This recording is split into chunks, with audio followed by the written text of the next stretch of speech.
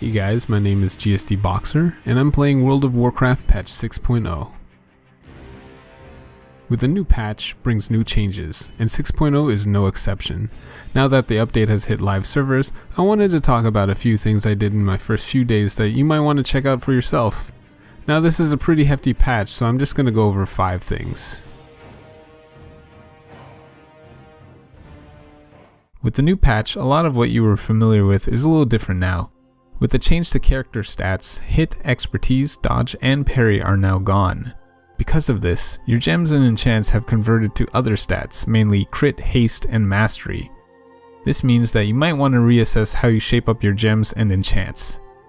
Reforging has also been removed. Any and all of your gear that had been reforged has been reverted back to its original state. This makes for choosing gear with a goal of stacking certain stats in mind that more desirable without worrying about being hit or expertise capped.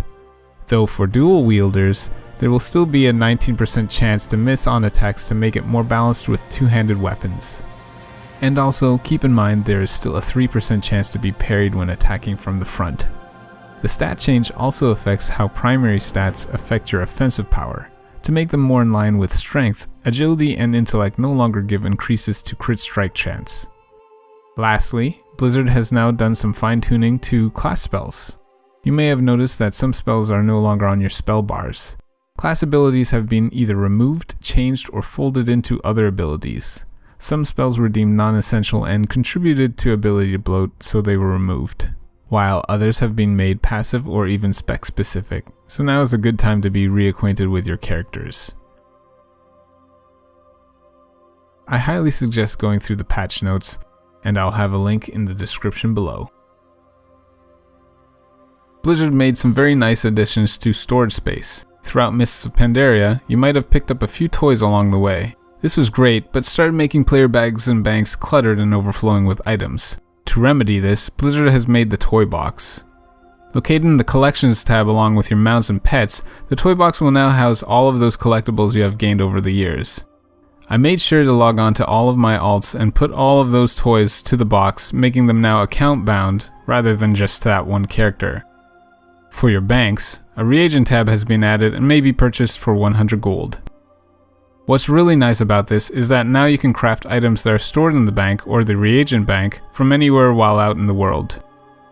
To add to that, many items have had the number that they stack up to increased, with trade skill items stacking up to 200. Lastly, our void storage has also gotten an increase in capacity. All of this is a nice addition that should now free up plenty of bag space.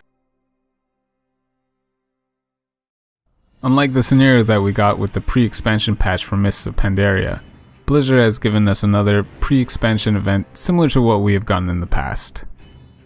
The Iron Horde is now storming through the Dark Portal and destroying everything in their path, and both factions are trying their best to stop this invasion. Upon logging on a level 90 character during the event, you will have a quest pop up in the What's New tab, prompting you to go to the Blasted Lands to assist your faction. When you get there, you will be guided through a series of quests that will have you disrupting the invasion. After you complete all of the quests, you will be awarded a feat of strength, a title, and the Iron Starlet, a mini-pet that looks like the exploding iron stars from the Garrosh encounter. You may want to do the quest on 2 other characters so you can sell the pet after the event is over. As a side note, the mobs from the invasion have a chance to drop the Bronze Whelpling mini-pet, so you can try and get one to drop for your collection. However, after the event is over, Blizzard has said that the pet will still be obtainable. To go along with the new quests, the newly revamped Blackrock Spire has the first 3 bosses available as a level 90 dungeon. If you're trying to get a few replacements for your gear, the drops in the dungeon are eye level 550 blue items. If you don't need the gear, then just go and take a look to get a sneak peek for Warlords of Draenor. During the event, when you defeat him for the first time, Garrosh will have a 100% drop rate for heirloom weapons. This is only if you did not receive one before the patch, and the drop rate is shared by normal, heroic, and mythic. But remember, they won't drop in Raid Finder.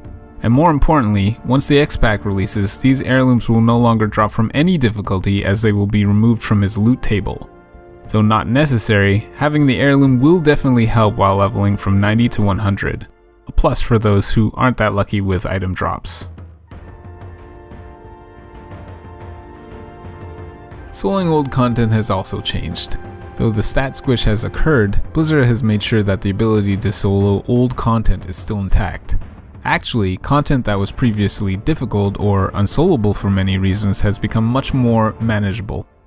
This now gives many players that were unable to handle certain encounters a way to be able to manage them a lot better now. Great news for collecting transmog sets, achievements and mounts, or even just seeing old content that you missed. And speaking of old content, 3 dungeons have gotten a facelift. Razorfen Crawl, Razorfen Downs, and Blackfathom Deeps have been changed for a new leveling experience. There's nothing really to gain except for checking out the new area along with the new bosses.